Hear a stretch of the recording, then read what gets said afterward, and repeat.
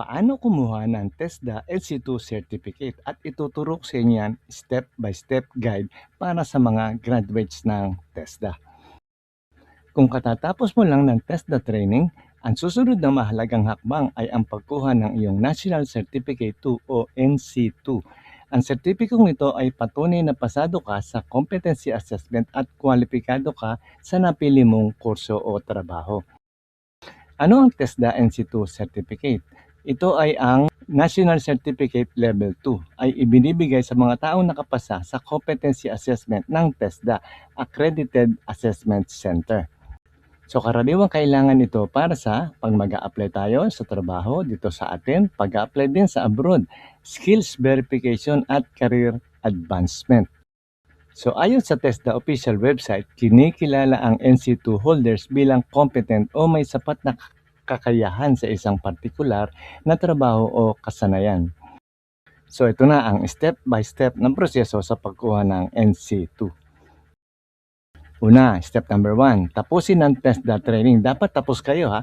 Kailangan mo muna makumpleto ang training program mula sa TESDA Accredited School o Training Center. So halimbawa, ang mga kurso na may NC2, Computer System Servicing, Electrical, Bread and Pastry, Shielded Metal Arc, Kenyong Welding.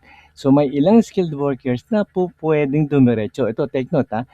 Pwedeng dumiretso sa assessment kahit walang formal na training basta may sapat na experience.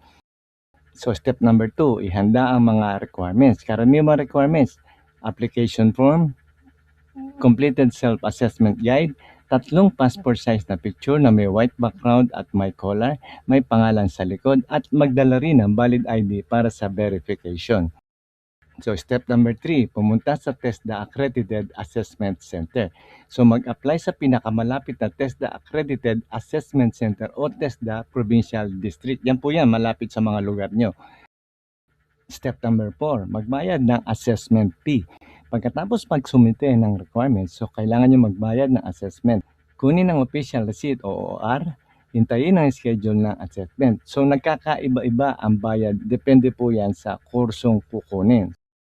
Step number 5, kumuha ng competency assessment. Sa araw ng assessment, dumating na maaga, dalhin ang admission slip at valid ID, kumpletuhin ang practical at written exam. Sinusukat dito kung kaya mong gawin ang mga trabaho ayon sa TESDA standard. Step number 6, kunin ang assessment result. So pagkatapos ng exam, bibigyan ka ng competency assessment result summary. Kapag pasado ka, maaari ka na mag-apply para sa NC2 certificate. Step number 7, mag-apply para sa NC2 certificate. Ang mga nakapasa ay kailangan mag-apply sa TESDA, provincial o district office kung saan ginagawa ang assessment. Karaniwan inaabot ng 7 working days ang processing o pwedeng mas maaga.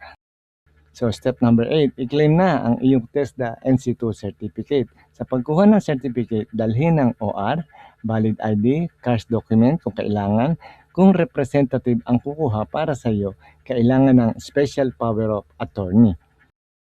So mahalagang paalala, may validity period ang ilang NC2 certificates, depende po yan sa qualification. So magtabi kayo ng photocopy at digital copy, meron din po yan sa inyong TESDA account ng certificate. So maaari mong i-verify online ang TESDA certificate sa Registry of Certified Workers at meron silang verification page, ilalagay ko rin po yan sa link. So madalas na tanong o FAQ. So maaari bang kumuha ng NC2 kahit wala kang training? Yes, po pwede po yan. Kung may sapat kang work experience at skills, maaari kang dumiretso sa competency assessment. Pangalawang tanong, gagamit ba ang NC2 sa abroad? Yes pa rin. Maraming employers sa ibang bansa ang tumatanggap ng TESDA certification bilang patunay ng technical skills. Malaking tulong ang TESDA NC2 para sa atin, certificate para mapalakas ang iyong credentials at magkaroon ka ng mas magandang oportunidad sa trabaho dito sa Pilipinas o sa abroad. Disclaimer lang po, ang material na ito ay para lamang sa layunin ng edukasyon at pagsasanay. Kami ay hindi konektado, kaakibat o opisyal at nakaugnay ng TESDA. Ang lahat ng impormasyon na kapaloob dito ay para lamang sa pagkatuto at sanggunian.